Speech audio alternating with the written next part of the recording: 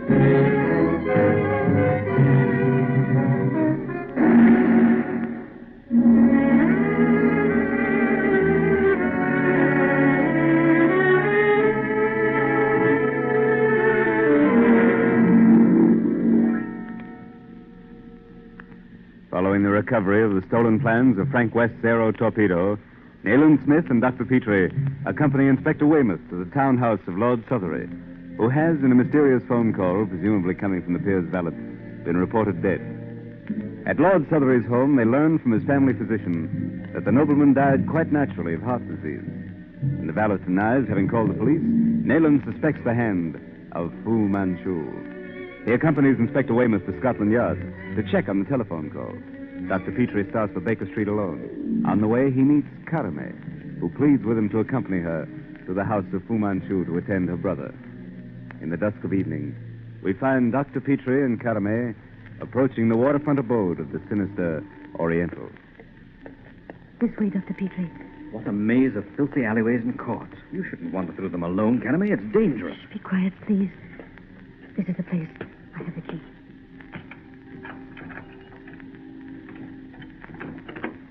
Come, Dr. Petrie. Quickly. We cannot make a light. Here, give me your hand. I will lead you. Very well. Now, be careful here. Stairway. Move as quietly as you can. Though Dr. Fu Manchu and the servants were out, it is possible that one of them may have returned during my absence. Wait. No one here. Come. By Jove, what a place. I've never seen such exquisite furnishing. Oh, we must hurry. My brother is in the room beyond. What's that? Oh, it is nothing. Dr. Fu Manchu's pet marmoset there in the cushion. Hurry, please. Down this corridor. It extends the balcony across one end of the next room, and they look down into the chamber. Great Scott. A laboratory. And look. Down there on that couch against the wall. My brother. Oh, come quickly, Dr. Petrie.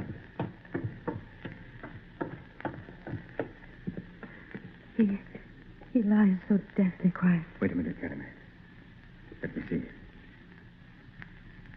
I'm afraid, my dear, there's nothing I can do for him. He's... No. Oh, no, he's not dead. He cannot be. I'm sorry. He is dead. I'd stake my reputation on it. Oh, no, you do not understand. You are a doctor. There's nothing I can do, Karame. Nothing. The dead cannot be brought back to life. But you must see. Oh, quickly. Up these steps. Fu Manchu has returned. Oh, hurry, hurry. In this little alcove. Here, behind this curtain. Be silent now and watch. Fu Manchu. On your life and mine. Make no sound. Now watch. Watch closely. He's taking your brother's pulse. He's pouring some drops into a graduated glass. Now he's making an injection in the boy's arm. Look. Color is coming to his cheeks. He's moving. arms above his head. He shows no more unusual symptoms than if he'd just awakened from a natural sleep. Look, Fu is leaving. You see, Dr. Petrie, my brother is not dead. But without Dr. Fu Manchu, he is dead to me. Oh, how can I leave him when he holds the life of my brother Ali in his hands? But how does he produce the appearance of death? It is something in the wine. In another hour, Ali will be again as you saw him. You must get me that flask or some of the liquid. Very well. Wait a moment. I shall try.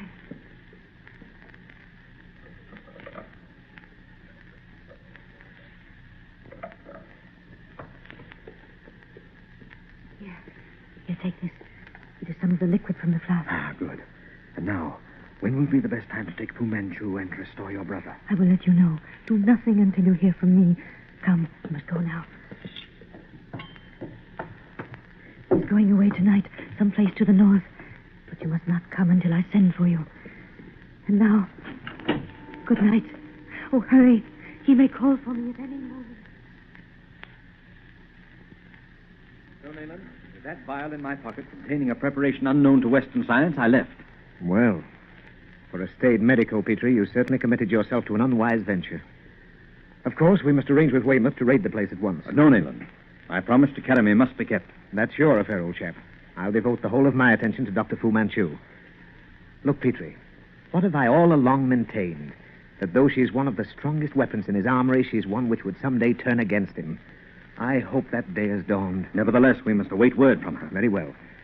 Have you any idea of the nature of that stuff in the phial? Not the slightest. I have none to spare for analysis. By Jove, if I only knew the composition of the drug which produced the semblance of death, my fame would long survive my ashes. She said it was something in the wine? Yes. It is, of course, some extraordinarily powerful narcotic. By heavens, Nayland, if his treasure of obscure scientific wisdom were thrown open to the sick and suffering, the name of Dr. Fu Manchu would rank with the golden ones in the history of healing. And she said he was leaving tonight for the north, eh? Petrie, I have an idea. Look up the next train for Lenich. Lenich? Why? There's the Bradshaw right by your arm on the table. Look it up.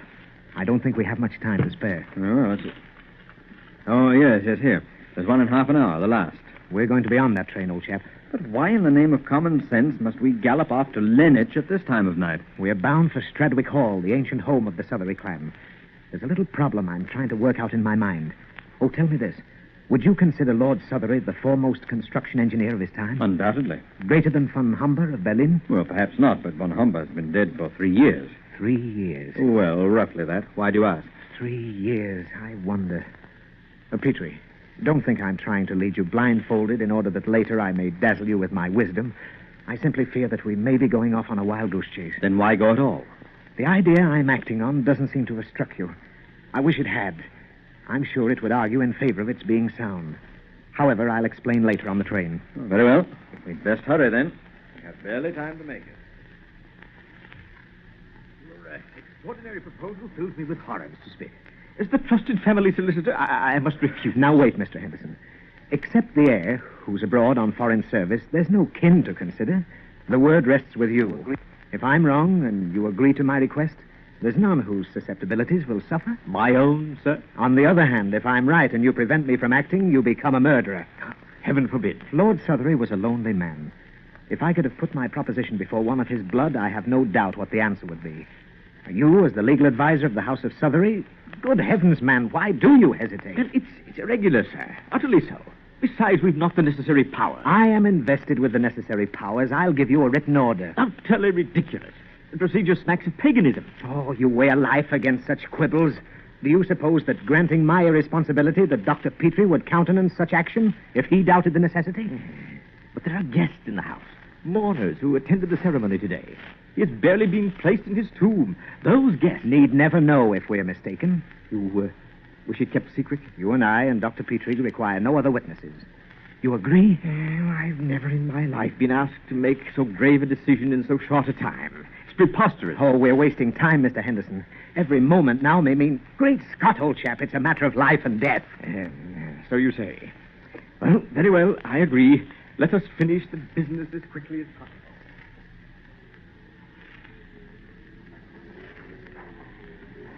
You brought the things I wanted, Petrie? Yes. The family tomb, gentlemen. I will... Unlock the gates, Henderson, quickly. Yes, of course. Witness, gentlemen, that I do this unwillingly, most unwillingly. Nevertheless, unlock the gates. The responsibility is mine. Oh, yes.